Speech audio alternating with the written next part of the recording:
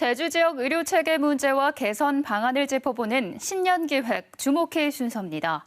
어제 이 시간에 도민들이 아픈 몸으로 원정 진료까지 가야 하는 실태를 보도해드렸는데요. 도민들이 택한 서울의 유명 종합병원들은 제주에는 없는 상급 종합병원입니다. 그렇다면 상급 종합병원은 무엇이고 뭐가 어떻게 다른 건지 강인희 기자가 취재했습니다. 우리나라 45개 상급 종합병원 가운데 한 곳인 서울대병원. 하루 평균 9천여 명의 외래 환자들이 찾으며 이른 시간부터 북적입니다. 이 병원의 특징 가운데 하나는 심층 진료. 검사상으로 항체가 있는 것처럼 나올 수도 있어요. 진료 시간이 우리나라 평균으로 분석된 3분을 훌쩍 넘는 15분으로 희귀 난치질 환자의 정확한 진료를 위한 겁니다. 15분 정도 충분히 대화를 나누고 진료를 하면은 궁금한 부분이나 의심스러운 점들 이런 부분들이 충분히 많이 해소가 되시죠. 안병원은 전국 각지에서 치료의 절박함을 안고 온 환자들로 만원입니다. 뇌종양과 척추암, 간 이식 등 세분화된 진료 과목의 전문의들이 포진해 있고 혈액암센터와 종양 임상시험센터 등 임상 연구가 활발한 것도 전국의 환자들이 찾는 이유입니다.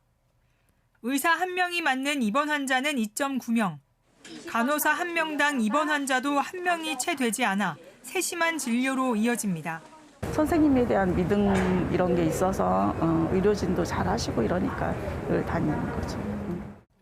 간호사 36명으로 꾸려진 진료협력센터의 역할도 이 병원에선 빼놓을 수 없습니다. 이곳에선 일반 환자나 안정기 환자를 일반 병의원으로 돌려보내는 역할을 하는데요. 상급 종합병원에선 위급한 중증 환자에 더 집중하고 일반 환자들은 병의원에서 보도록 하는 취지입니다. 지난해 이 병원에서 진료를 받은 전체 환자 11만 4천여 명 가운데 중증 환자 비율은 62.2%. 제주대병원과 제주한라병원보다 2배가량 높습니다. 하지만 진료비가 일반 병원보다 높고 일반 병의원에서 진료 의뢰서를 받아와야 하는 불편함도 있습니다.